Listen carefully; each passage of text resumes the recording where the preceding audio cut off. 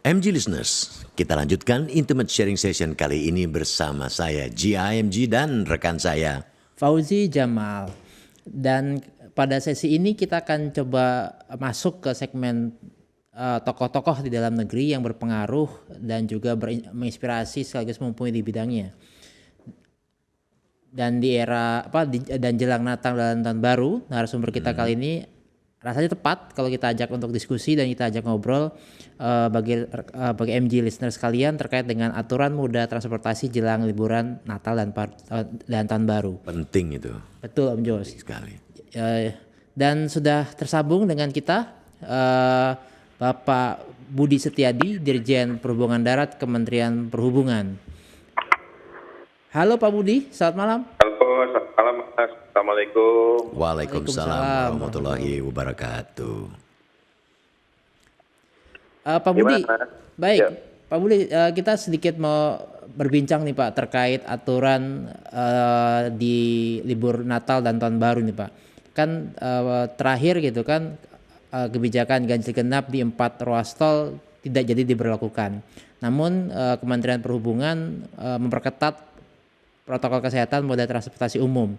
Kalau boleh diseringkan ke kita gitu Pak, mengapa sih kebijakan ini kemudian diterapkan pada saat libur Natal dan Baru? Artinya kebijakan itu tidak diberlakukan atau sifatnya situasional, tetapi kemudian ada upaya-upaya lain yang kemudian dilakukan. Apa reasoningnya Pak dari aturan ini Pak sebenarnya Pak? Ya, sebelum saya bicara menyangkut masalah reasoning terhadap beberapa manajemen rekayasa lalu lintas yang tadinya kita rekomendasikan untuk dilakukan, saya akan menyampaikan dulu arahan Pak Presiden ya. Ya. Dan arahan Pak Presiden ini adalah sebagai guidance kita semuanya, baik pemerintah melalui kementerian-kementerian terutama yang terkait untuk melakukan yang penanganan langsung saat atau bersentuhan langsung pada saat angkutan Natal dan Tahun Baru, serta juga kepada masyarakat. Intinya yang pertama bahwa semua elemen masyarakat itu harus selalu hati-hati dan waspada. Jadi elemen masyarakat. Jadi yang dimaksud Pak Presiden bukan hanya pemerintah saja di sini,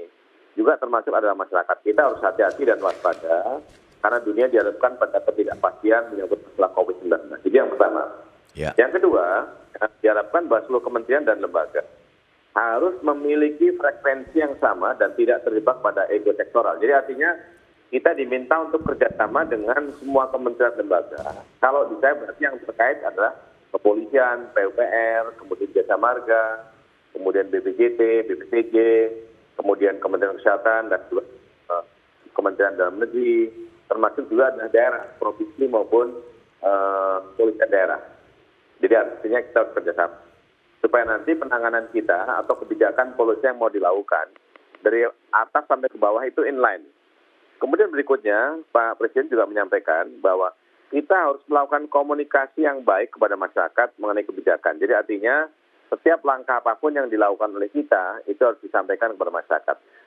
Dan kemudian berikutnya kita tahu di dalam rangka penanganan angkutan Natal Tahun Baru di 2021 ini yang diutamakan pertama kali adalah bahwa kita akan melakukan pengetatan terhadap persyaratan perjalanan masyarakat yang mau melakukan perjalanan saat Natal dan Tahun Baru.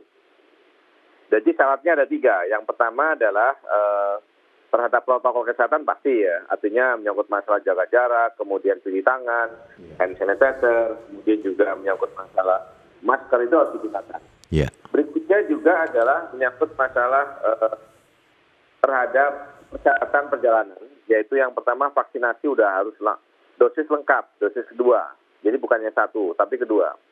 Dan itu ada dalam Inmendagri, ada dalam SE Satgas dan juga SE yang dikeluarkan oleh Perhubungan Darat nomor 109.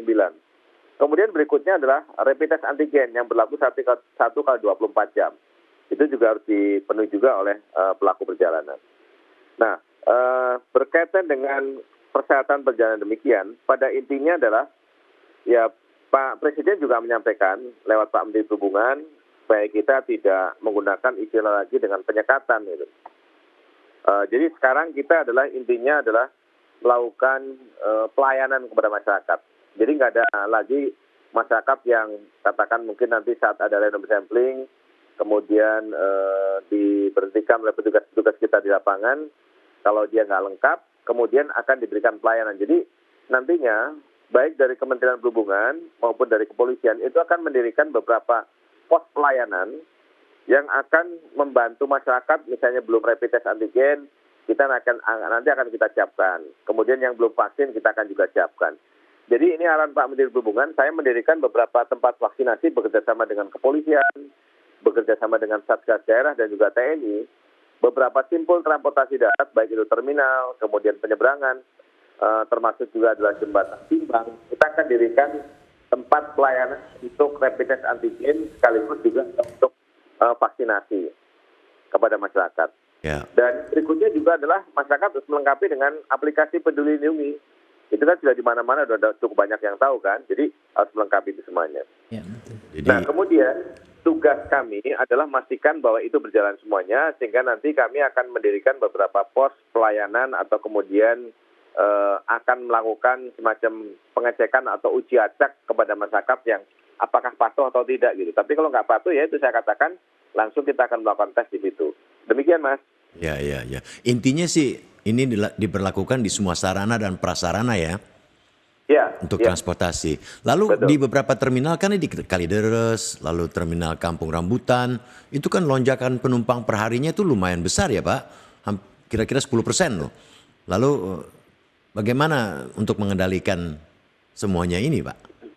Ya itu yang saya katakan, kalau di semua simpul transportasi, jadi SE 109 itu mengatur bagi pelaku perjalanan, mengatur bagi operator, dan mengatur bagi operator simpul tadi, terminal tadi.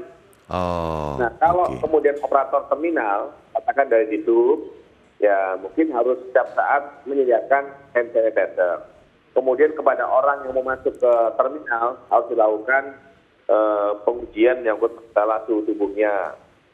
Kemudian berikutnya juga pada operator kendaraan busnya, itu juga diminta juga dalam SE kita untuk melakukan juga penyemprotan setiap saat supaya nanti mungkin barangkali sterilisasi dilakukan. Iya. Dan berikutnya juga adalah kepada pelaku perjalanan. Ya.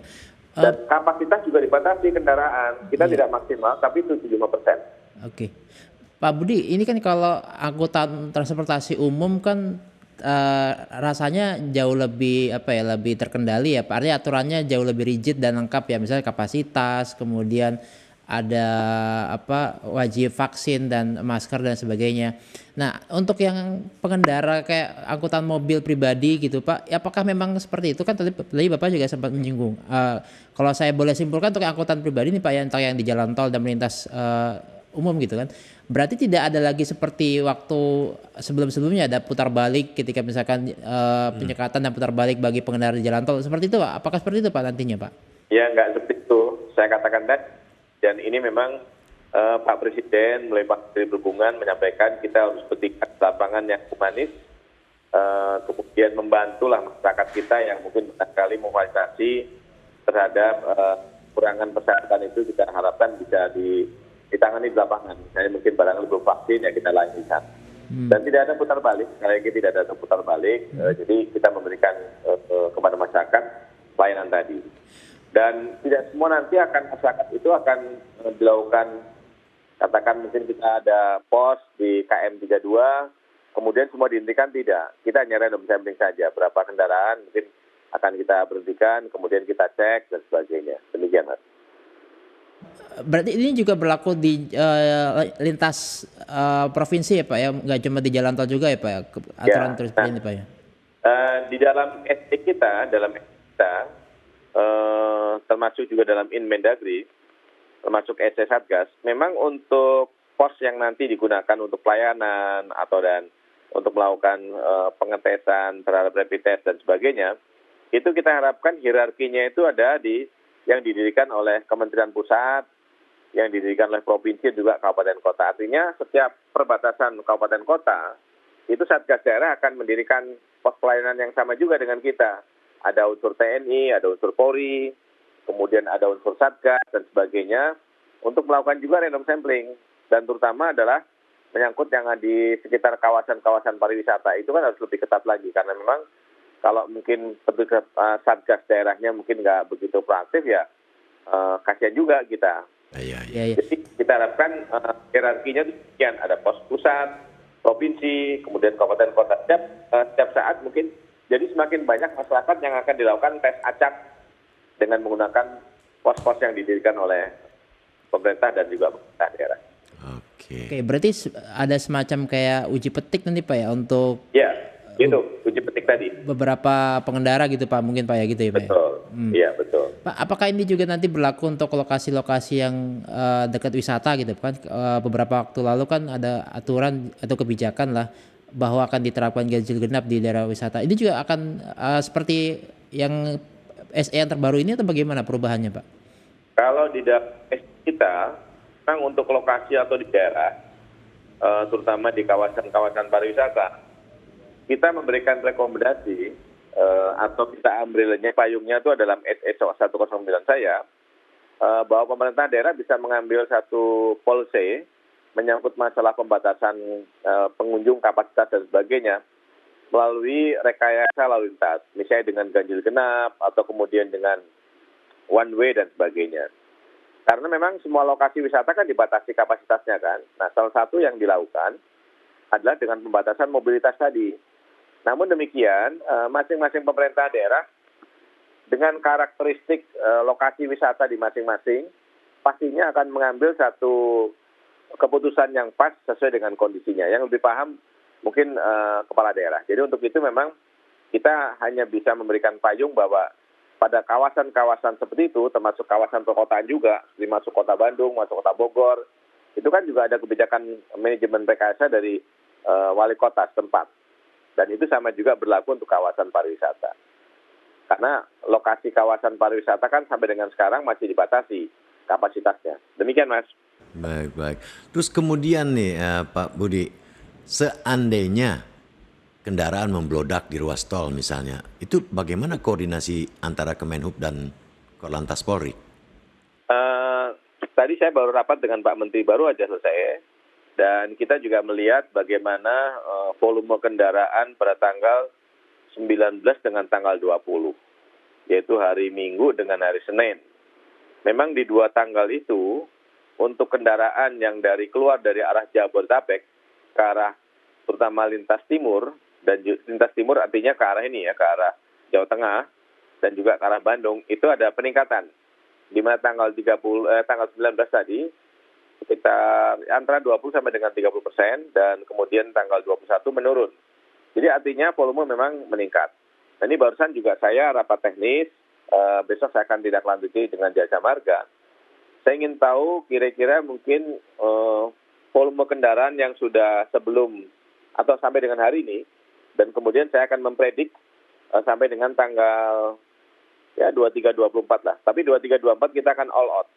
Dan kita sudah sepakat juga dengan Polri, tadi baru kita rapatkan, ada potensi nanti tanggal 23 dengan 24, kalau memang volume kendaraan yang arus mudik ke arah Jawa Tengah, Jawa Timur, Jawa Barat dari Jakarta, baik yang lewat Cipali maupun yang lewat dari Cikampek ke arah Bandung, itu ada peningkatan, ada potensi mungkin barangkali nanti kepolisian akan memberlakukan semacam kendaraan barang yang sumbu 3 ke atas, mungkin akan dilakukan penanganan khusus, akan dikeluarkan ke jalan nasional.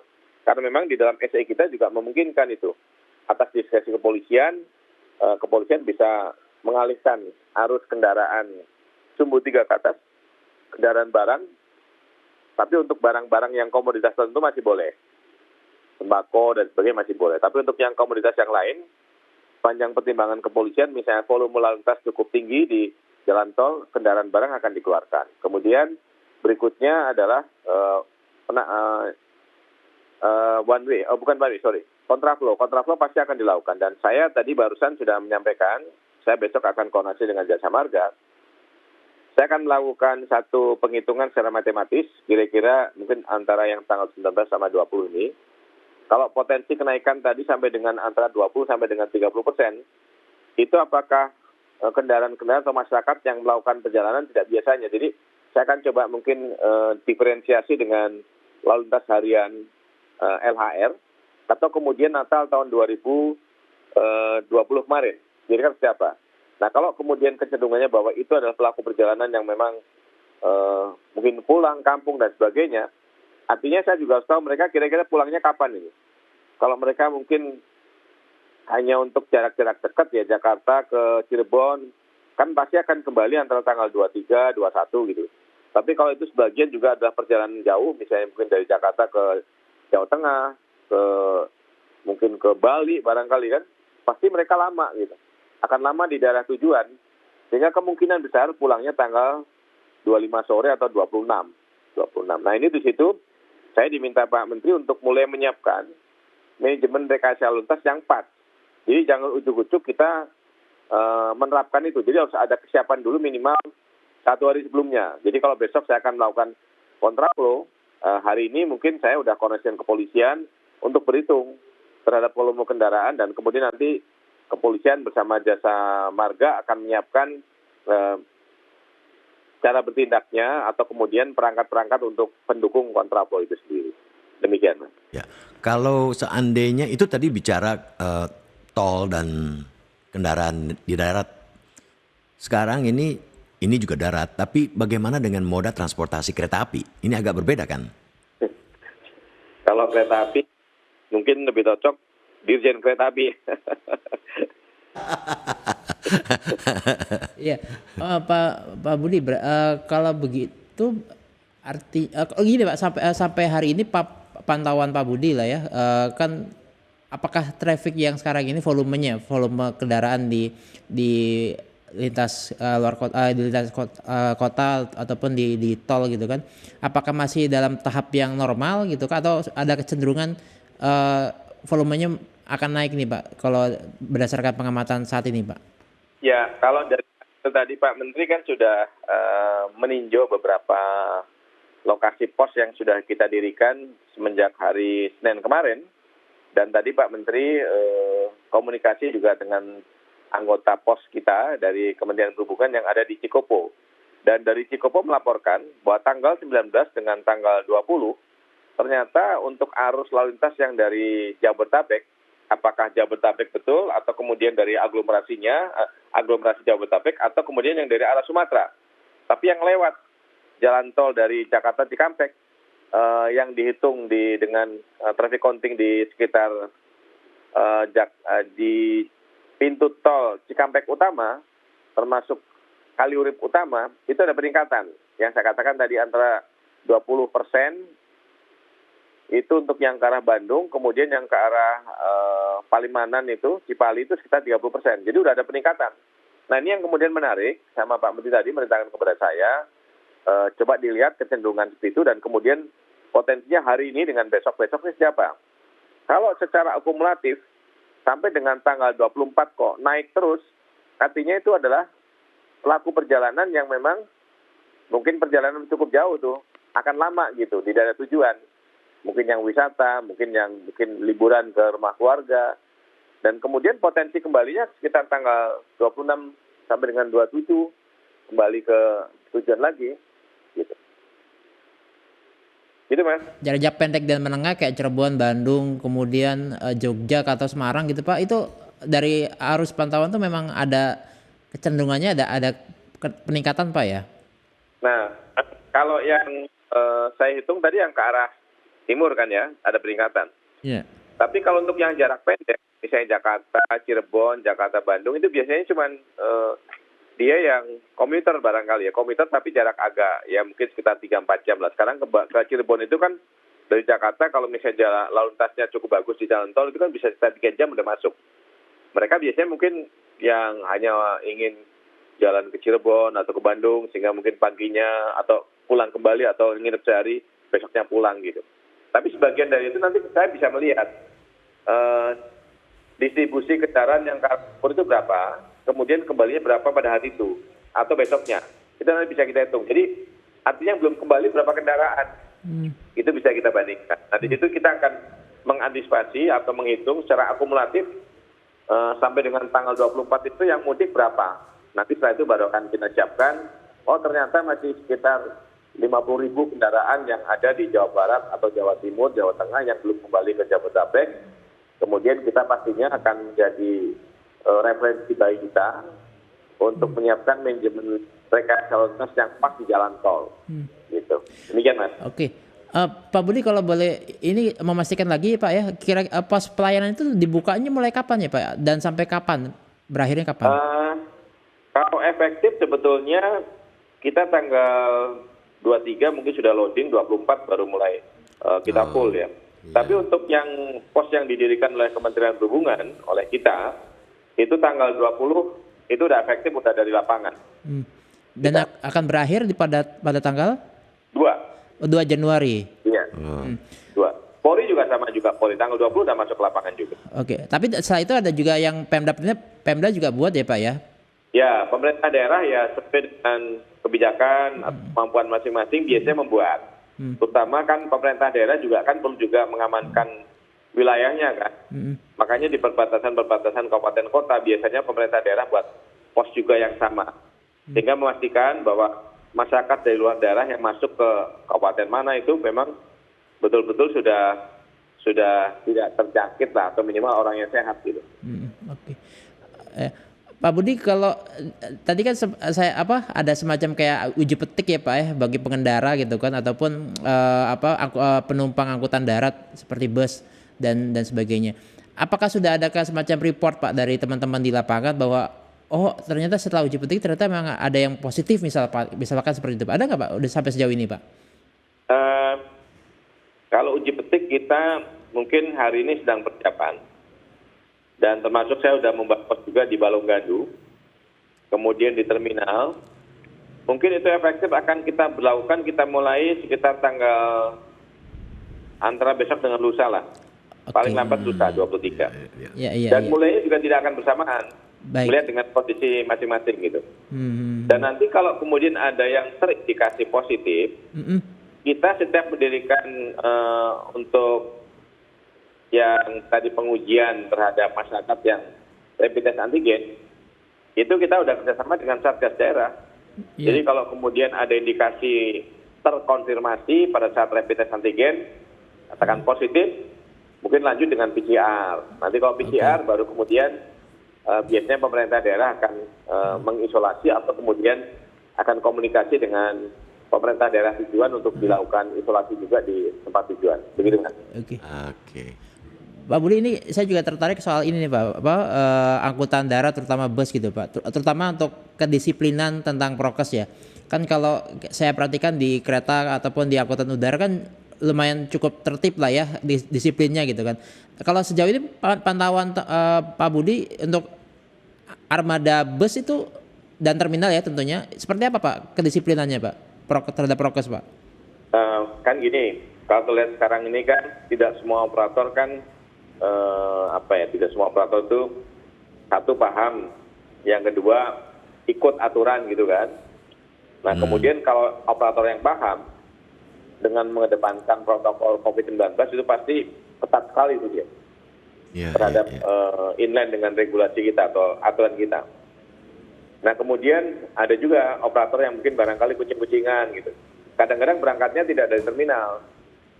Atau kemudian bus pariwisata kan nggak masuk terminal kan.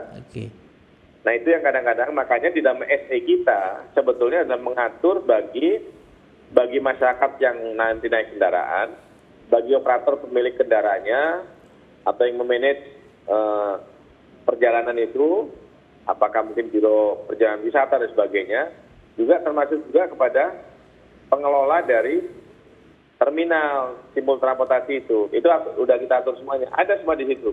Tinggal ada sekarang menyangkut masalah ya kalau mungkin kesadaran mungkin ya kita harapkan mereka dengan kondisi sekarang pemerintah kita lagi berjuang untuk penanganan COVID ya kita harapkan kan harus semua pihak kan, makanya tadi Pak Presiden menyampaikan itu bahwa semua unsur masyarakat, elemen masyarakat harus bersama-sama dalam rangka penanganan ini kan, jangan dibebankan kepada pemerintah saja gitu. Harus kerjasama semua pihak. Itu Mas. Pak, ini ada pertanyaan singkat aja ini.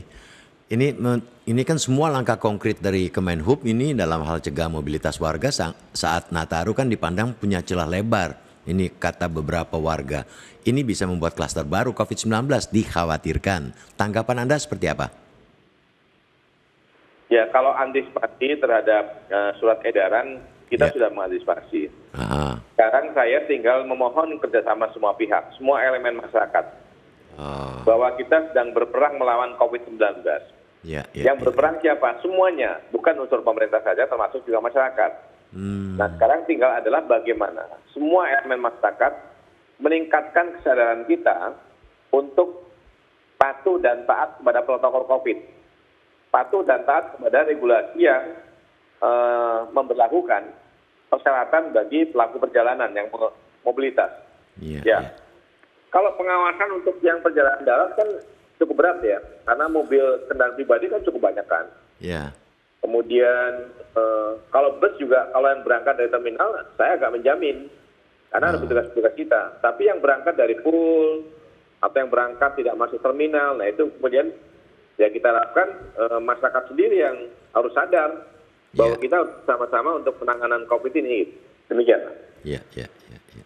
Pak Budi, ini saya ada informasi beberapa waktu yang lalu itu kami kan mewawancarai salah satu pengusaha bus akap ya. Mereka merasa dirugikan dengan kendaraan plat hitam pada saat penyekatan Idul Fitri tahun ini. Bagaimana Kementerian Perhubungan menertibkan kendaraan plat hitam di Nataru tahun ini? Mengingat penerapan GAGE yang situasional. Plat hitam yang dimaksud plat hitam itu plat hitam untuk kendaraan pribadi atau plat hitam yang digunakan sebagai angkutan umum? Ya, itu untuk angkutan umum. Oh, travel gelap ya? Ya, traveler gelap, betul. Ya, ya. Kalau travel gelap memang sudah jadi isu semenjak beberapa tahun terakhir ini. Karena memang kan saya selalu komunikasi dan kemudian saya melihat terkait menyangkut masalah ekosistem di terminal yang sekarang juga tidak seperti beberapa tahun yang lalu kan. Walaupun sekarang terminal sedang kita perbaiki, sedang kita revitalisasi, tapi kemudian saya mendapatkan satu data gitu ya. Saya melakukan evaluasi dan akhirnya salah satu sebagai penyebab atau kemudian sekarang ini kan beberapa tahun yang lalu kita mendapatkan menyangkut masalah fenomena maraknya kendaraan travel gelap yang digunakan oleh masyarakat untuk pergerakan dari satu daerah ke daerah lain, bahkan yang jarak jauh. Nah, travel gelap ini bermacam-macam ini. Ada menggunakan mobil Luxio, menggunakan mobil Elep, dan sebagainya. Dan itu sedang kita regulasi karena saya juga setiap momentum seperti Lebaran, Natal, Tahun Baru, pasti saya bekerja sama dengan kepolisian, meminta kepada Polri untuk melakukan penindakan tegas kepada travel gelap ini. Sehingga semenjak 2 tahun yang lalu, kalau nggak salah Polda Metro pernah menangkap sampai dengan 300-an mobil ya. Kemudian secara berikutnya di momentum Natal Tahun Baru pasti juga ditangkap juga di beberapa Polres dan juga beberapa Polda gitu. Namun demikian kan kalau penegakan hukum, penindakan ini bukan menjadi jalan keluar yang permanen ya. Artinya begitu ditindak mungkin barangkali nggak mengulang lagi. Saya nggak menjamin itu. Karena sanksi tilang yang diberikan itu kan nggak besar. Dan kemudian sebetulnya oleh Polda Metro waktu itu saya juga dengar sendiri, itu sempat ditahan sampai 1 minggu gitu kan. Jadi rugi juga pemiliknya. Tapi kan setelah dikeluarkan, apakah kemudian mengulang lagi atau tidak, kita tidak tahu. Tapi saya pernah melakukan satu survei pendataan dari satu daerah, katakan di sekitar Kabupaten Banyumas ya, antara Aji Barang, kemudian Bumiayu itu, pergerakan travel gelap itu saat dalam di akhir pekan itu bisa di angka mendekati ratusan itu, cukup banyak sekali gitu. Nah, kalau kemudian satu kendaraan dimuat oleh 5 orang, itu kan pasti mereduksi berapa banyak itu angkutan yang menggunakan bus kan. Dan sebenarnya travel gelap itu kan tidak untung untuk masyarakat. Untungnya hanya cuman dia bisa door to door, dia bisa jemput ke rumahnya, kemudian transaksinya juga mudah karena dia mungkin bisa pesan lewat WA gitu. Tapi harganya kan lebih mahal. Kalau dari Purwokerto ke Jakarta itu kan cuma 150.000, tapi travel gelap itu saya pernah dapat angkanya 250.000, jadi lebih 100.000.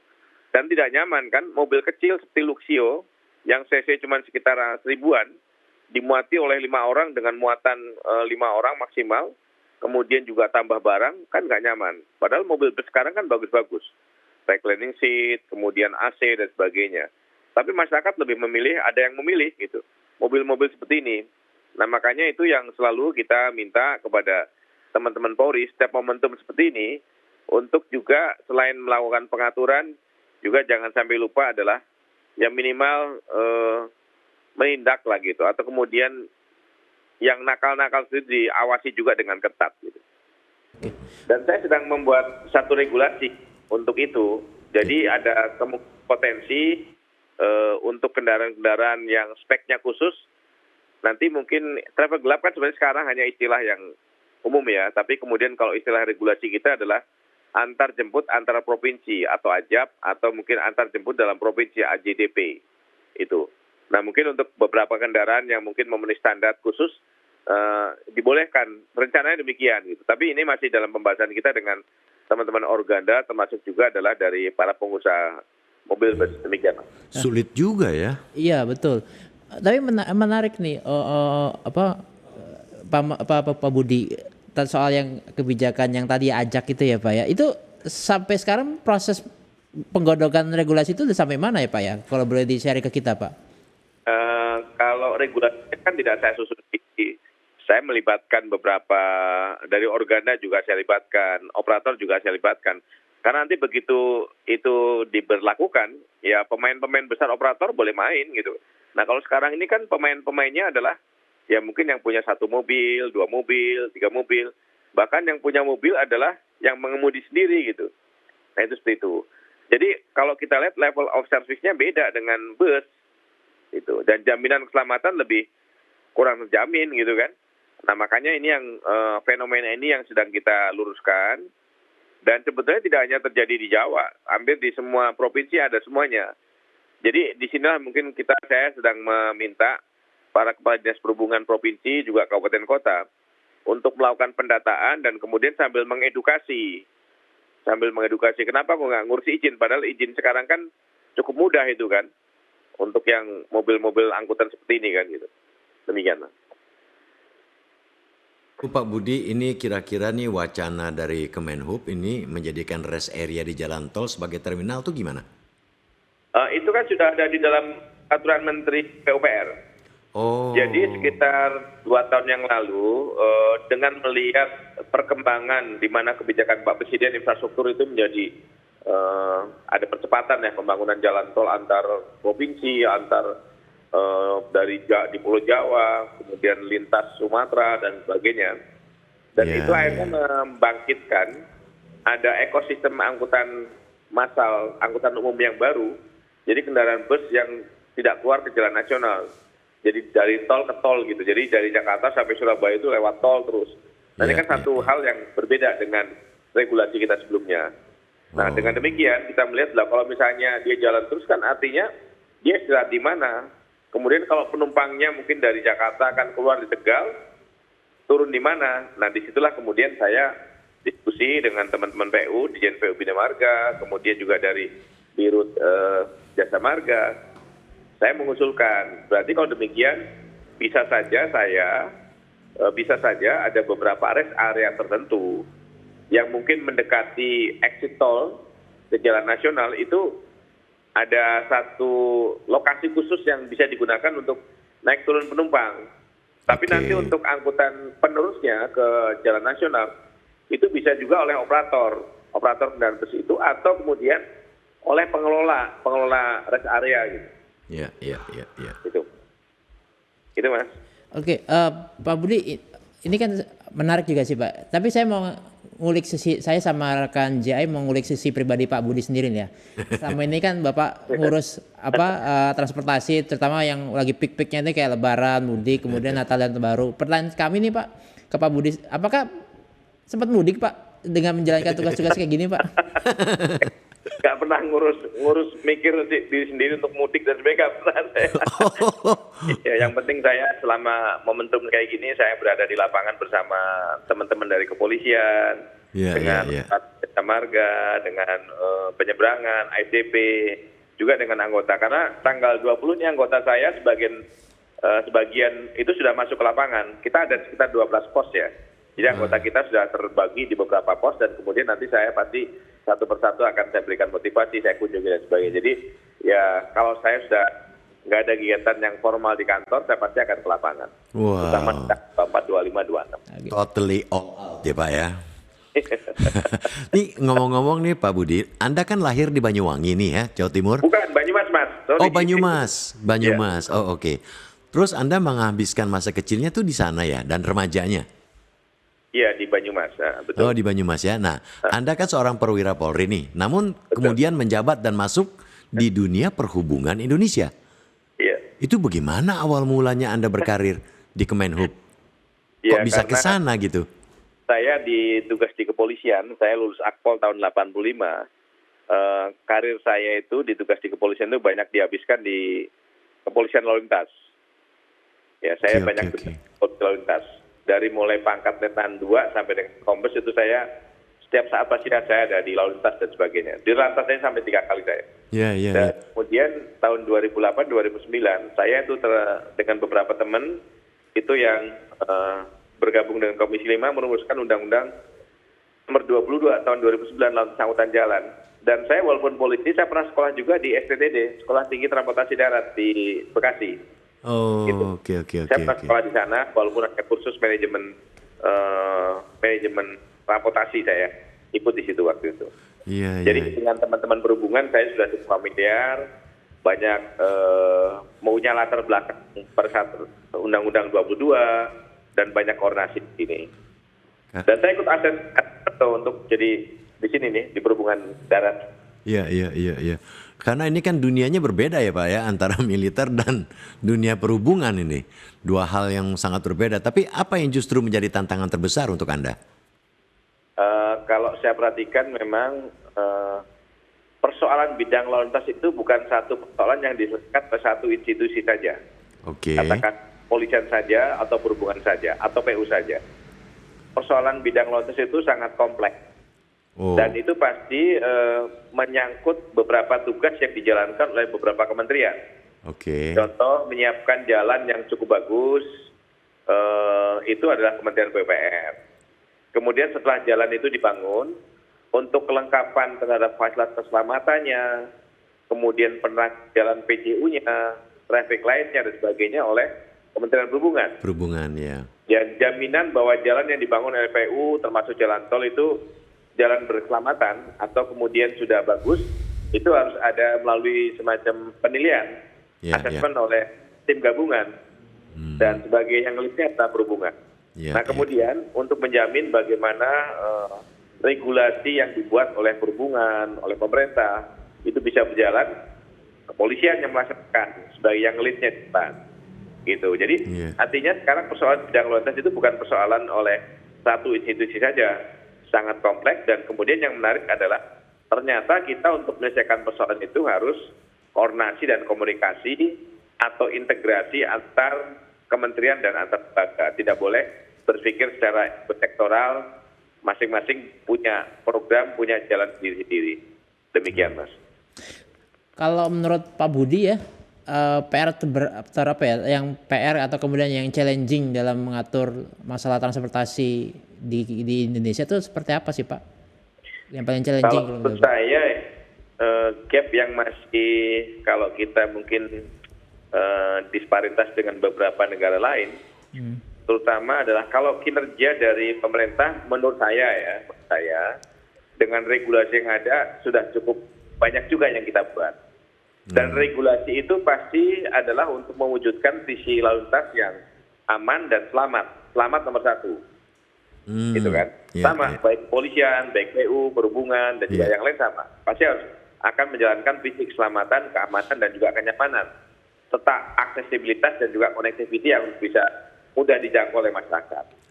Sekarang berikutnya adalah setelah kita membangun infrastruktur untuk itu semuanya, regulasi, sistem, SDM, sarana, prasarana, sekarang adalah peran serta masyarakat.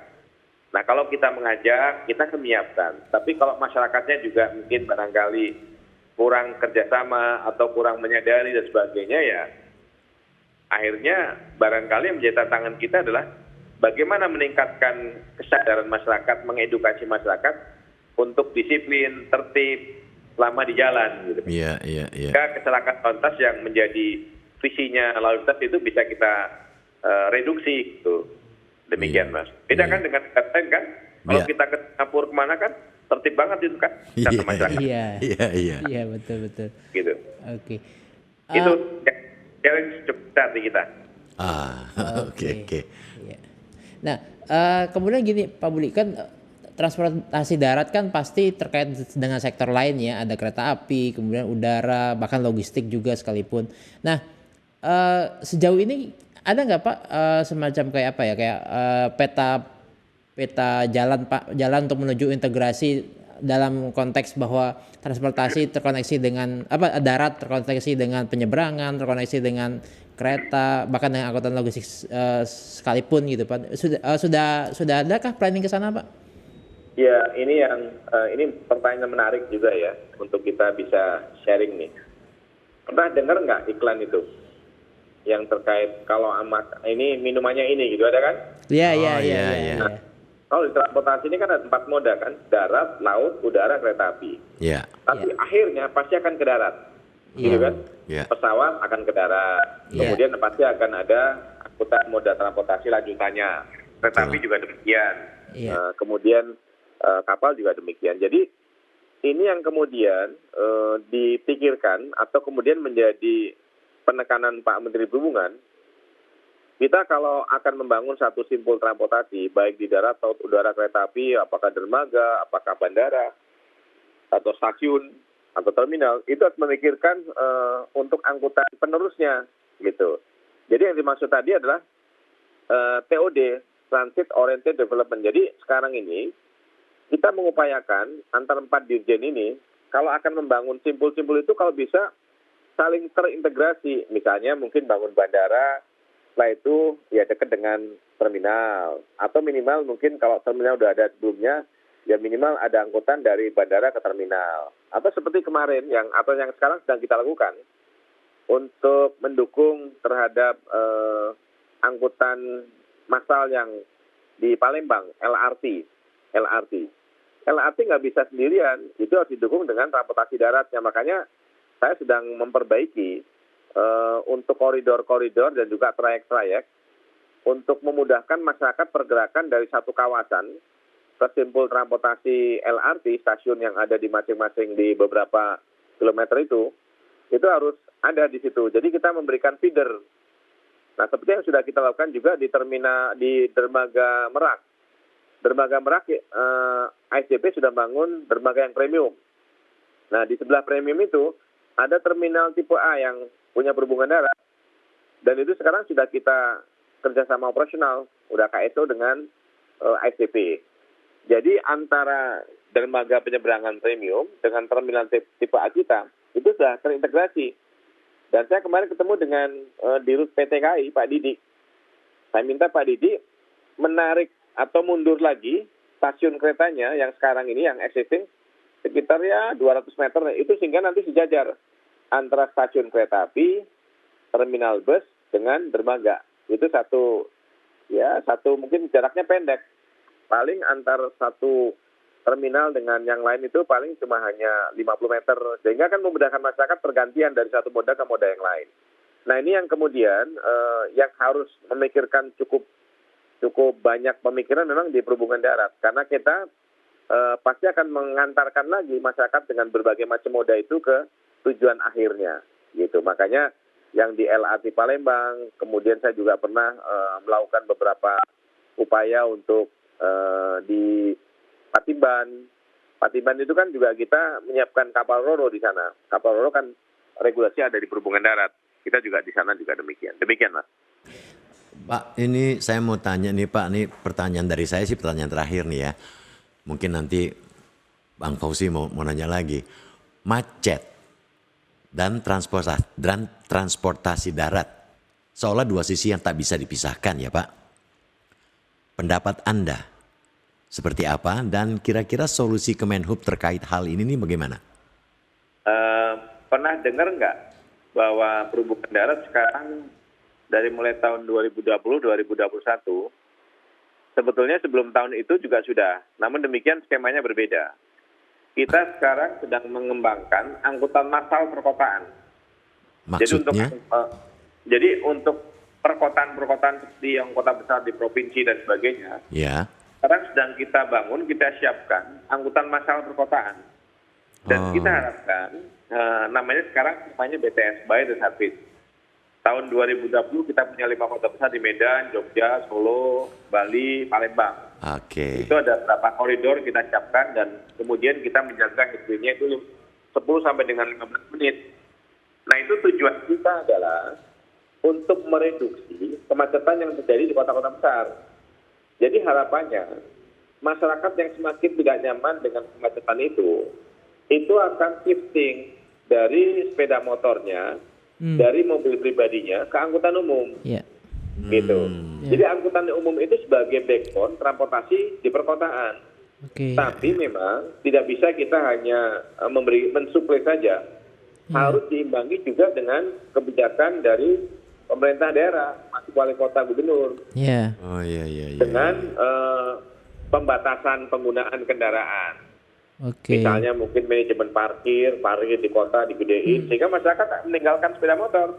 Iya, Pasti akan menggunakan angkutan umum. Kalau dalam kayak di Palembang atau Jogja ya, kita menyiapkan angkutan umum itu hampir 100-an lebih. Dan sekarang dikelola swasta. Dengan skema BTS itu dikelola swasta. Kemudian kita anggaran dari pemerintah pusat, subsidi, swasta yang ngelola, kemudian masyarakat dan pemerintah daerah yang menerima manfaatnya. Nah kalau kemudian satu kendaraan dimuati lah katakan 20 orang saja. Ya. Dan kemudian 20 orang itu menggunakan sepeda motor, satu mobil. Kalau itu 100 mobil berapa orang? Kira-kira begitu kan? Nah tapi karena memang ya di beberapa daerah, ini baru sekitar 1 tahun saya melakukan di tahun 2020, dan sekarang di tahun 2021 sedang kita tambah lagi di 5 kota besar. Jadi ada 10 kota besar nanti tahun 2022 yang kita bangun seperti Trans Jakarta. Kalau Trans Jakarta kan Jakarta. Nah, berikutnya di daerah-daerah di Surabaya, Bandung, Medan, Jogja, Bali, Palembang itu kita bangun juga. Tapi namanya adalah teman bus. Nah, kalau teman bus ini efektif dan masyarakat paham betul, tujuan filosofis dari pemerintah pusat menyiapkan itu pasti banyak yang beralih. Kan itu juga adalah untuk mereduksi kemacetan. Yang kedua adalah untuk memperbaiki polusi udara yang sekarang 70% kan di beberapa kota besar kan polusinya adalah dari gas buang kendaraan bermotor. Iya. Itu yang kita lakukan. Oke, Pak Budi, ini berarti akan apakah ini konsepnya akan seperti bus rapid transit, Pak? Kayak di Jakarta kan dengan model Transjakartanya, apakah itu mau diduplikasi di kota-kota besar lain di Indonesia, Pak? Bukan menduplikasi malah justru saya. Di awal itu kan skemanya dengan BRT, bus rapid transit. Kalau BRT itu skemanya pemerintah memberi kendaraan, kemudian kendaraan kita serahkan kepada pemerintah daerah untuk dikelola. Nah, tapi banyak pemerintah daerah yang tidak punya komitmen atau nggak mampu. Begitu dikasih mobil, kemudian lebih memikirkan kepada aspek bisnis daripada pelayanan. Padahal sebagaimana amanat Undang-Undang 22 bahwa pemerintah dan pemerintah daerah harus menyiapkan transportasi massal yang nyaman, aman untuk masyarakat. Itu. Makanya sejak tahun 2019 saya benchmarking dengan beberapa negara dan kemudian melihat juga operasional dari Transjakarta, akhirnya kita mengkloning aja skema itu akhirnya menjadi skema by the service PT, di mana pemerintah menyiapkan anggaran, kemudian anggarannya dilelangkan dan kemudian pemenang lelangnya itu yang menyiapkan mobil dan juga mengoperasikan. Jadi kita hanya membayar terhadap kemampuan masyarakat berapa dan kemudian sisanya itu dari pemerintah, subsidi kita dari situ.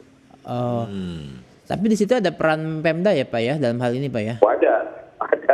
Ada sekali. Nah ini kadang-kadang pemerintah daerah ya kadang menomorsekiankan ya untuk transportasi, padahal kan sangat penting kan semakin lama kemampuan ekonomi masyarakat kita semakin baik kan. Motor di rumah kita aja kadang-kadang bisa sampai 2 atau 3. Iya. Mobil juga demikian kan. Betul. Nah kemampuan ekonomi semakin baik. Tapi pertumbuhan jalan kan nggak secepat itu kan. Iya. Ya, jadi akhirnya yang terjadi adalah kemacetan.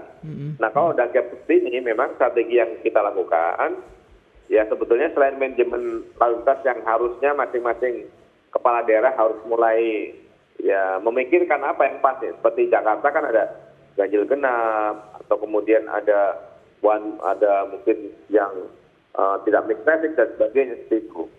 Dan ini harapannya bisa begitu. Jadi artinya ya memang harus jalan antara pemerintah pusat dengan pemerintah daerah. Iya. Itu Mas. rencana di 10 kota Pak ya, atau sudah berjalan atau bagaimana Pak? Sudah berjalan. Tadi saya baru lapor Pak Menteri di 1 tahun kemudian perhubungan untuk masyarakat sampai dengan bulan Desember ini BTS atau BTS service di teman bus yang sudah kita bangun di 5 kota besar, termasuk sebagian juga di bulan Desember ada 3 kalau nggak salah kota besar, ada Makassar, kemudian Banjarmasin besok mau di flag off, mau diresmikan, kemudian di Banyumas juga sudah diresmikan, itu sudah mencapai angka 11 juta muatan yang kita muat selama 1 tahun, 11 juta. Termasuk Bogor juga kita lakukan. Jadi, Pak Budi, ini akhirnya saya jadi mau nanya lagi nih tentang tadi yang bus akap nih. Penerapan Euro 4 bagi transportasi darat khususnya bus akap itu kapan rencananya akan diterapkan dan bagaimana kita akan melakukan sosialisasi ke pengusaha? Euro 4 ya? Ya. Euro 4 ya? Ya. Ya, ini pertanyaannya pas. Minggu yang lalu saya sudah melakukan rapat koordinasi dengan semua kementerian lembaga terkait. Ya. Terutama Kementerian SDM, Kementerian LHK, kemudian juga dari Pertamina, Ya. kemudian SKK Migas. Banyak kemudian sekali juga, ya. Iya, dengan APM, termasuk juga dengan Begido. Jadi kalau dari sisi industrinya, untuk semua kendaraan baru itu sudah inline dengan kebijakan kita untuk Euro 4. Karena kan Euro 4 ini kan sempat ditunda 1 tahun gara-gara masukan dari APM, kesiapan dari sektor. Nah, kesiapan dari sendiri saya adalah melakukan uji terhadap kendaraan yang produksi sekarang ini untuk menggunakan Euro 4. Nah, itu saya sudah siap alatnya di Balai Pengujian Layak Jalan di Bekasi, Balai Pengujian Kendaraan di Bekasi. Sudah siap alatnya. Nah, sekarang dengan sektor distribusi dan produksi BBM-nya. Itu. Nah, kemarin saya diskusi. Tapi saya dapat masukan dari pihak Kementerian SDM, kemudian juga dari Pertamina, sebetulnya sudah ada produksi yang dibuat untuk bahan minyaknya itu yang sesuai dengan Euro 4, kualitas Euro 4. Hanya kemudian yang mungkin masih dipertanyakan oleh kayak gitu adalah distribusi meratanya di seluruh Indonesia. Ini kemarin baru kita dapatkan dan kemudian kemarin juga dengan Kementerian LHK, kalau bisa tidak ada mundur lagi karena kita memang dituntut untuk sudah komplit dengan itu semuanya gitu. Tapi ini sudah kita rapatkan kemarin untuk mengingatkan kembali bahwa kita sudah mundur sampai dengan bulan 4 ya. Bulan 4 akan kita berlakukan, namun sebelum sampai dengan bulan 4, terutama saya masih komunikasi terus dengan SDM, SKK Migas, dan dengan Pertamina terkait produksi solar yang sesuai dengan Euro 4 kualitas itu, dan kemudian juga adalah menyangkut masalah distribusi yang bisa merata tidak hanya terpusat di Jawa, tapi kemudian di Sumatera, Kalimantan, dan sebagainya. Karena populasi kendaraan-kendaraan itu kan juga tidak hanya di Jawa saja kan. Demikian, Mas. Ini akhirnya waktu juga yang ini yang memisahkan kita. Saya sebenarnya sama Bung Baus ini banyak sekali nih yang mesti Pak ditanya. Budi. Tapi MG listeners, itu tadi Pak Budi Setiadi, Direktur Jenderal Perhubungan Darat Kementerian Perhubungan, yang telah menjelaskan panjang lebar sampai zamannya dia waktu masih kecil. Pak Budi, kami mengucapkan banyak terima kasih atas waktunya yang telah memberikan sebanyak begitu informasi. Ya, Mas, terima kasih. Iya, makasih Pak Budi atas Selamat malam dan sampai jumpa di waktu yang akan datang ya Pak Budi. Terima kasih, selamat malam, Mas. Selamat bertugas. Salam sehat waktu. Waalaikumsalam.